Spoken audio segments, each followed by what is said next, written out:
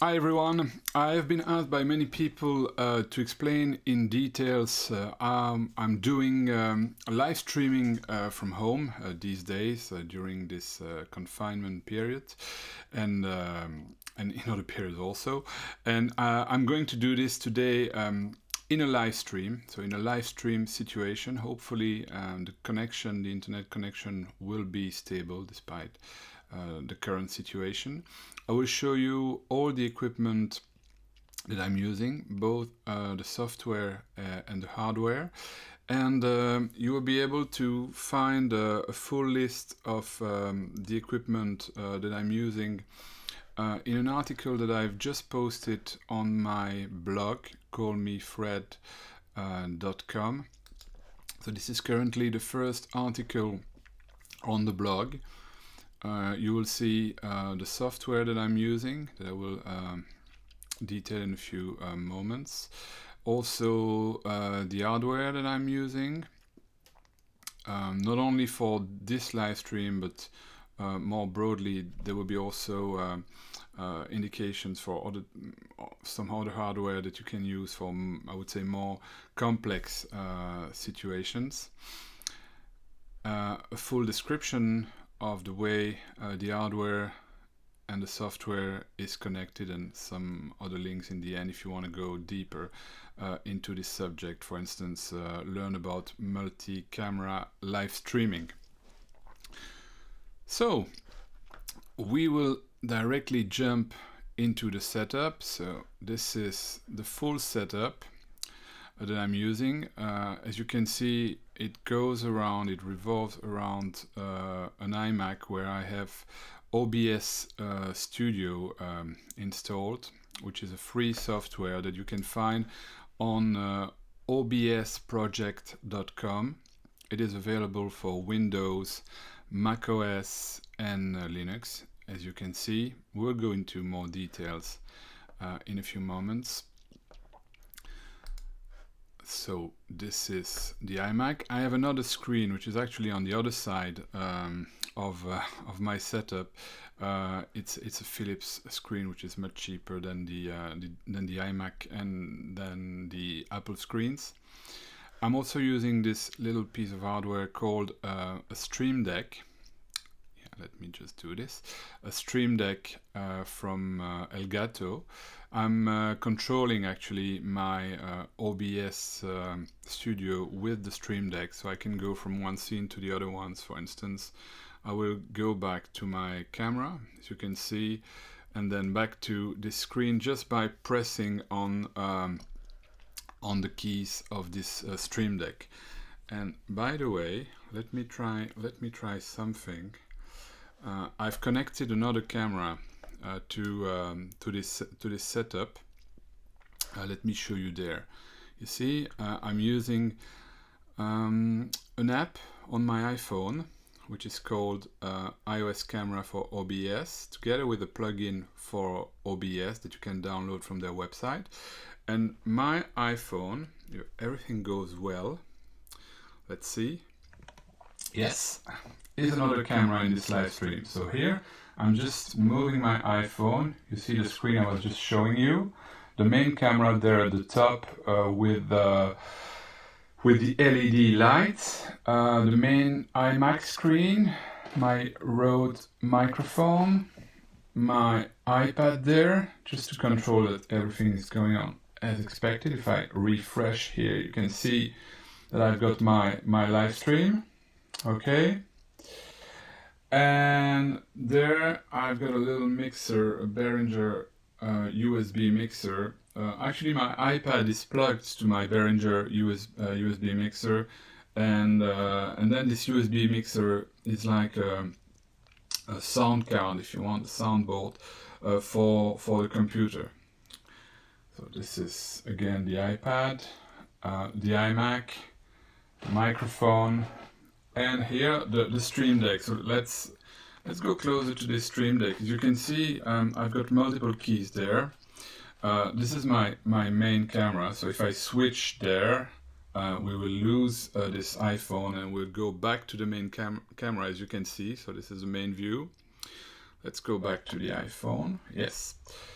So there, I have a few other keys that I'm using when I'm doing Skype calls, Skype interviews, as you can see. So I can go to the side-by-side picture and the main guest picture. Here, if I press on this key, I will just go back to the screen. You see, which is just my second screen. There. Let's go back to the iPhone. Voila. So, and as you can see, this iPhone can be a very decent second camera that you can use, for instance, if you're a musician, to show your keyboard, for instance, provided you've got proper lighting, obviously, or just move around the room and show what's going on. You can see the garden over there. So let's go back to the screen now. Just leave this camera. So you've just seen that I had camera there, which is a hybrid camera, Lumix G7 at the top of my screen, just behind the screen. This type of camera can be connected to the computer, to OBS, using a device called the Elgato Camlink. It's approximately £100 on Amazon. You can connect one HDMI camera to your computer, so it becomes a webcam actually. And as you can see, the quality is much better than the usual webcam. If you need to connect multiple HDMI devices to your computer, then you will need another type of device, like an HDMI mixer. There is one from Blackmagic Design that I've listed in my gear list. There is one more expensive from Roland, also available, for usually 4 HDMI devices that you can then mix using the external hardware and feed into your computer as if they were a webcam. I'm using a Rode USB microphone. There are cheaper USB microphones, but it's very important to have a good microphone if you're doing a live stream. Otherwise, the sound isn't good. If you listen, for instance, to the interviews that I recorded and published on streamt.net, you will notice the difference in sound between the guest via Skype and my voice using such a microphone. So then we have OBS Studio. So we go deeper into OBS Studio in a moment. And I've also downloaded a software. There are multiple options available on the market, but this one looked pretty neat, called Audio Hijack. Let me show you an example of a screen from Audio Hijack. So this is a screen which enables you to create internal channels, if you want, internal cabling in your computer between different applications. For instance, I can use this application, Audio Hijack, to channel the sound from Google Chrome to my headphones connected to my microphone, to an internal output in the computer, which then can be used in OBS. So that way, for instance, I can play the sound of a YouTube video from Chrome and feed it into my live stream. And I can also obviously send this sound to my internal speakers if I just want to monitor the sound during the live stream. So as you can see, with just one source, I can go to 3 destinations inside my computer. So this is the purpose of something like Audio Hijack. Let's go back to the graph. And then everything goes into Restream.io, which is a software as a service platform that enables you to send the signal to multiple destinations to broadcast simultaneously, for instance, to Facebook, Twitter, Periscope, YouTube, Twitch, and other destinations. By default, it's free, but you can buy a premium subscription if you need to broadcast, for instance, to a Facebook group as part of your multiple destinations, or to a Facebook page and not a Facebook personal profile. At the moment, I'm using the free version, but I'm broadcasting to my personal profile. So this is the setup basically. I forgot to mention, so my Behringer USB desk where I can feed other devices, external devices. I've decided to connect my iPad to the desk and then to the computer. Obviously there are ways to connect directly via USB with an adapter, the iPad to your computer also, so it depends on your personal taste, I would say. This way I could also connect, if I want, other microphones if I had guests. I don't have guests in the current situation obviously, but it's also possible to connect other microphones, musical instruments, for instance. And everything goes into OBS. So let's have a look at OBS. So I just remove maybe for the moment, for the time being, Chrome from the screen. Let's go back to my main camera while I'm doing this. Okay, let's remove everything from the second screen so that it's clean, and I will just present OBS there. So obviously you will see my picture in OBS at the same time as you will see the screen, but it doesn't matter. So let's go. So as you can see now, this is the production screen on the right hand side, and my main camera on the left hand side, which is the image that I could send if I switched with transition here. So if I switch sorry, and use transition, you will see me now live in the live stream. I am on the production screen, so the screen at the right hand side of OBS. If I press on the key of my Stream Deck to show you the screen, to share my screen, now as you can see, I've got my camera on the left and I've got the production screen with the screen sharing on the right hand side. Okay. The concept of OBS is quite simple. It is the following. So you have scenes here at the bottom. It's better if you watch this live stream in full screen to make it clearer, I would say. I will also make it a bit bigger on the screen so it's optimized this way. Okay, and yes, or maybe smaller one, because I have reduced the size of the screen. So if I don't want to lose anything, it's better if I go this way. Yes, it's better. Perfect. So here on the left hand side, you've got different scenes. For instance, you had the start scene, which is just a single image, as you can see here. I won't switch to this scene because, as you can see, in this scene, you just have an image, a static image. You don't have anything else. You don't have my voice, my microphone. So if I switch to this scene, you won't hear me anymore.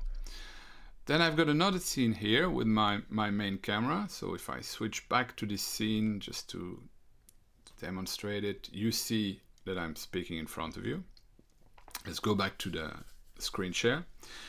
In this scene, I've got multiple sources. So you've got the scene concept and the source concept. So a scene can consist of multiple sources. Yesterday, I think I had a date mentioned here. So you see, I can add a date there or any text. I add this mention of live from London there at the top. Okay, so if I switch to production here with the transition, you will see live from London in production. So let's go back to the screen. I've got my microphone, and you can also see in the mixer section here on the right or in the middle of the screen that my microphone is working. You can hear me. Okay. I've got the video feed. The video feed. This is the name I gave to this source, because you can name the sources the way you want. This is the source I'm using for all the sound coming from either the USB mixer or I would say the internal sources in my computer. Chrome, Firefox, and other applications that I'm sending to this live stream using Audio Hijack. If I double click on the video feed, I will have another window here. And as you can see, I've got a little software there in my computer called Soundflower, which is the final destination of all the sound that I'm sending through Audio Hijack that I want to send to OBS. So it's a kind of gateway, if you want. So I'm using Audio Hijack to manage the cabling, the routing of all these sounds inside the computer, and then I'm sending them to Soundflower to feed OBS. If I double click on Rode microphone, you will see that the source is the microphone itself. Okay. Then I've got my camera. As you can see on the left hand side, you can always resize the way you want a picture if you want to remove some elements from the picture, for instance. And when you have resized the picture, you can then transition again to the production mode. Okay. I also have here, I would just remove this live from London. I also have a Skype source in my live stream. I'm not using it at the moment. But this is the source that I've added to multiple scenes. I have another scene called Skype call, where I can see here, when there's someone on the right, the image of a person calling me via Skype. I have another screen here where I can see the person when they are live in solo mode, so without me on the screen. But as you can see, it's very important to know that in all these scenes, so my scene, when I'm on my own on the screen, the Skype call, when we're just the two of us, the guest and myself, and the guest scene, for all these scenes, you will see that my Rode microphone is somewhere present in the scene. Okay. Otherwise, if I just have the Skype source in the scene for the guest, in these two scenes, for instance, you won't hear me talking to the guest. So it's important when you manage your scenes to make sure that all the sources that you will be using in the scenes are present in the scene and are also activated. And activation is done by pressing or activating or deactivating this little eye icon there in the sources. Even for the audio sources, you will press on the eye to activate them. You can also activate or deactivate a source for the audio sources by pressing on the little speaker icon there in the middle. So for instance, imagine that you're using YouTube to share a video with the sound that would go through video feed here, but you want to speak with your guest off the air during this broadcast. You will deactivate in the live stream the Skype and the Rode microphone here while this is playing, the video feed. Don't forget to reactivate them when the video is finished, otherwise people won't hear you. I tell you that because I did it yesterday. I made the mistake yesterday and we were completely muted and silent just after the video. So don't forget to reactivate them, but that's a way to make it cleaner when you are broadcasting 3 minutes of a song and want to chat with your guest offline during the broadcast. So you can play with it here. You can obviously play with the volume of the source here to make it the way you want. I also wanted to tell you something quite important. If you are using 2 different devices for the sound, for the audio capture of your voice and the video, like I'm doing now. So I'm using, as you saw, I'll just switch back to the iPhone so that you can see it again. So you see, I've got my iPhone in my hand. I switch back to the scene with the iPhone. So I've got my Rode microphone there. Okay. Screens there, and the camera over there. Okay. Let's switch back to the screen now. Voila. And let's switch back to my camera on the, well, it will be cleaner on the pre-production. What I wanted to tell you is that if you've got a different source for the audio and for the video, you've got to make sure that they are approximately, I would say, in sync, so that you don't speak completely off picture. Otherwise, it's very annoying for the viewer.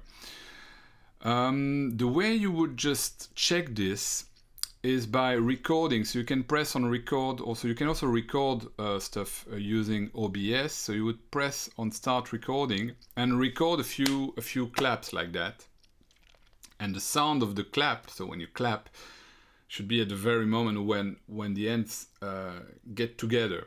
You can check this recording, a short recording, in another software like DaVinci Resolve or Final Cut or Adobe Premiere, for instance, and see there will be a difference. See the difference in time between the sound of the clap, which will usually come first, and the image of the clap, coming usually second. You will determine the duration of this difference, and you can go in a sound source there and go to Advanced Audio Properties. And for instance, here, as you can see, I have a 300 millisecond delay for the sound. So I make sure that the sound comes 300 milliseconds later than what it would do on its own, so that we are approximately in sync. Okay, so that's very important if you're a musician, or even if you're just someone speaking to the camera, to make sure that the video and the audio are in sync as best as possible. Okay, what can I say more about OBS? So you can, I mean, you will obviously discover OBS on your own. There are multiple things that you can do in terms of filters on the video, for instance. You can mix content. So I will show you, for instance, here a party cam I've set up. So this scene, as you can see, you've got some text there for song request, that's in French. You've got the UK flag, which is a transparent PNG. You've got the live from London text there at the top. You've got here some party lights, which are actually an animated GIF. We will see the final effect in production in a moment. You've got a video feed, which was the sound coming from my USB mixer for the mix. You've got my microphone and you've got my camera. So now if I go to production with this, and I would just press on my Stream Deck to do it, you see this animated GIF playing on top of me. How does it play on top of me like this? If I go back to the pre-production scene, and we go back to the screen so that you can see what I'm doing. If I go to filter, you can see that I've set the opacity to let's say 50% here instead of 100%, and that's the way I can have, you know, a transparency of this animated GIF on top of my live image. Let's go back to the screen. Okay. So let me also show you the settings of OBS. So if you go to settings here, okay, you can, for instance, set the destination of the stream, which is grayed out because we are live at the moment. I'm using Restream, as I told you. Sorry, I'm drinking a bit of coffee. I'm using Restream. I just have to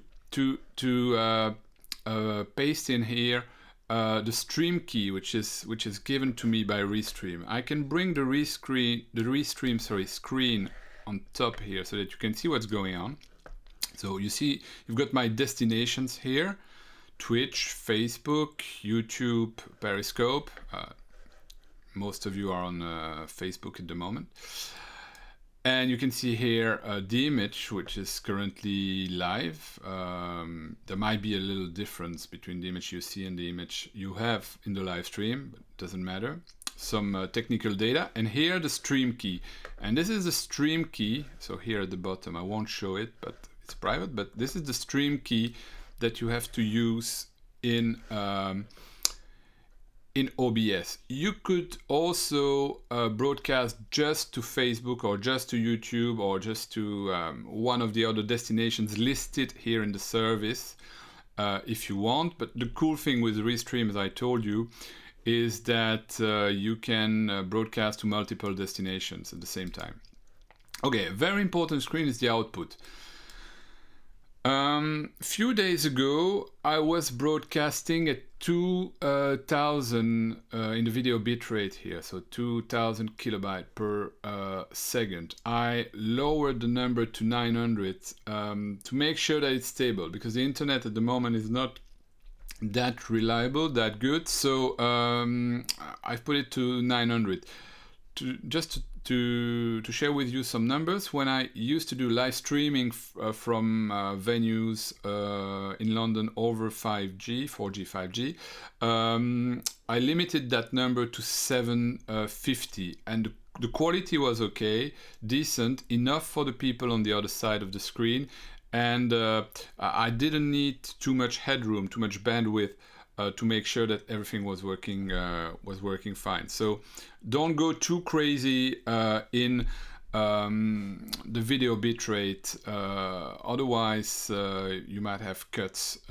dropped frames during your live stream. And speaking about dropped frames, at the bottom of your OBS session, and to show you that I have to go a bit higher, I think, and reduce the size. Let me reduce the size of this. I'm just trying to monitor if everything goes well for you. Yes, so here you can see a green dot at the bottom, which shows you that the stream is okay, it's stable. It's not using too much of my CPU, so the CPU being the processor, sorry, of my computer. It's 15%, it's okay.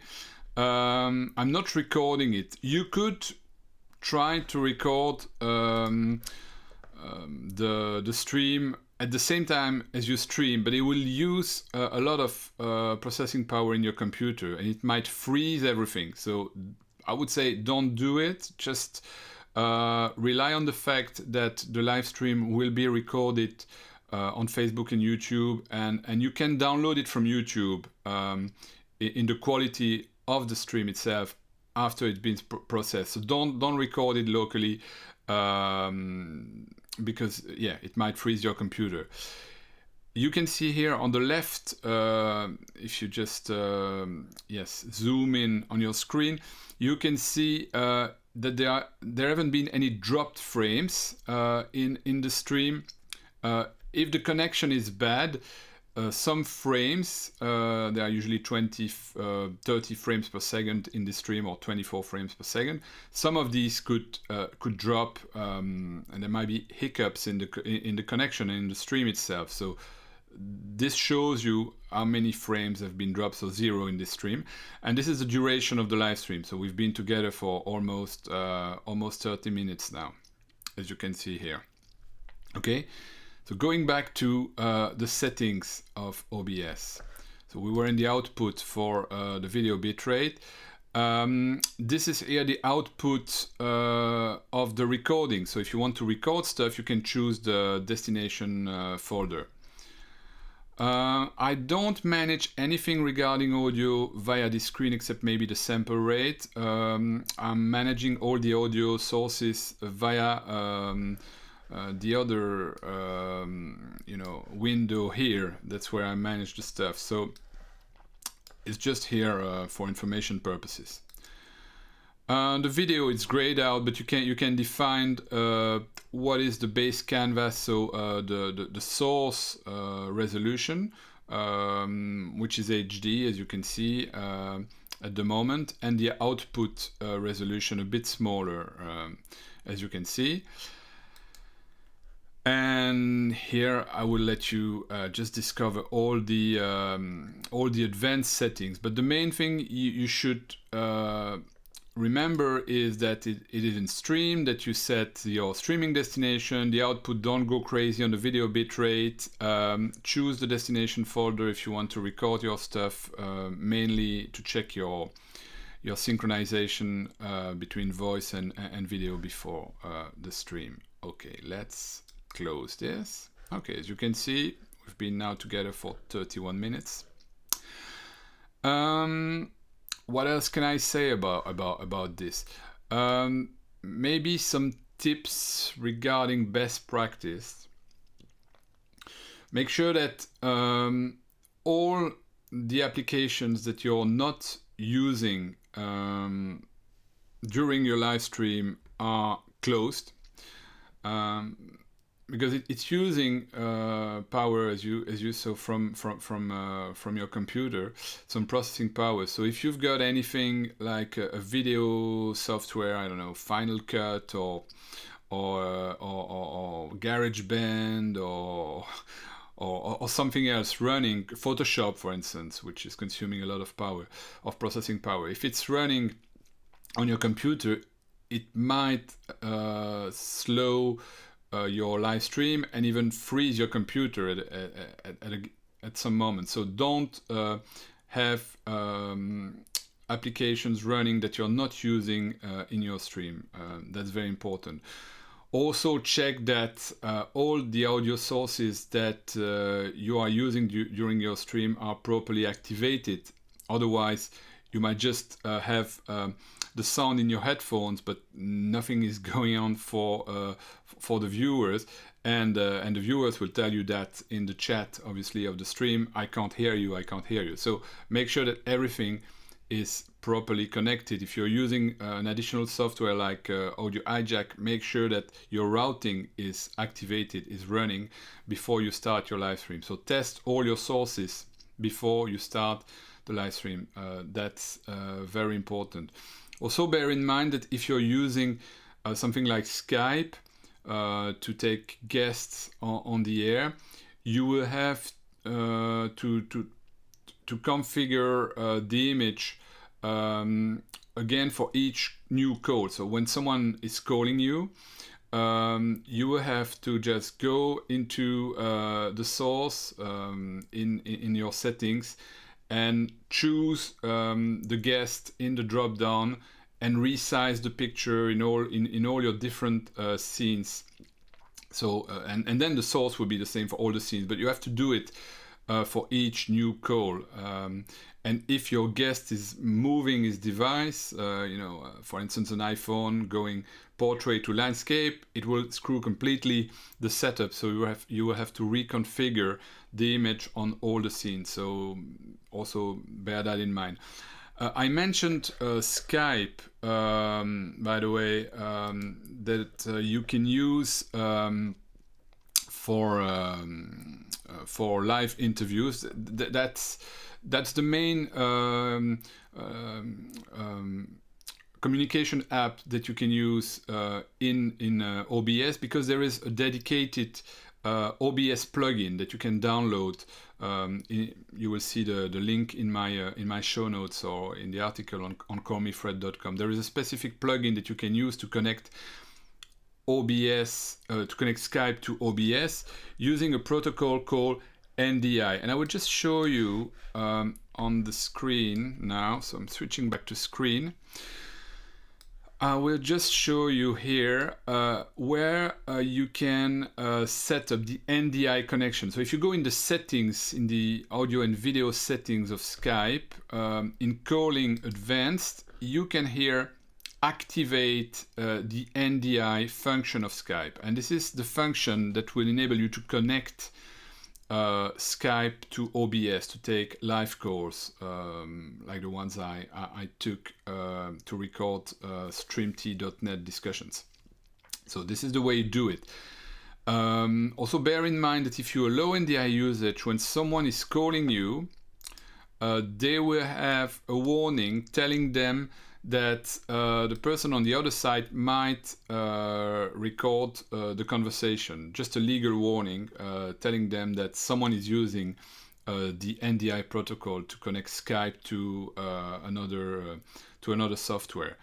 But that's the reason why we are using Skype. You can also use Messenger through the browser, because you can, as I showed you, send the signal of a browser to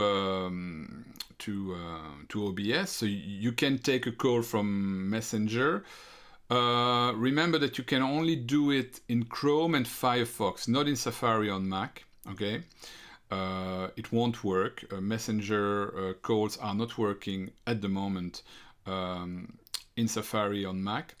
The problem with Messenger is that you will have you won't have just the picture of the guest. You will have also these black bars on each side of the call if they're calling you with an iPhone or a smartphone.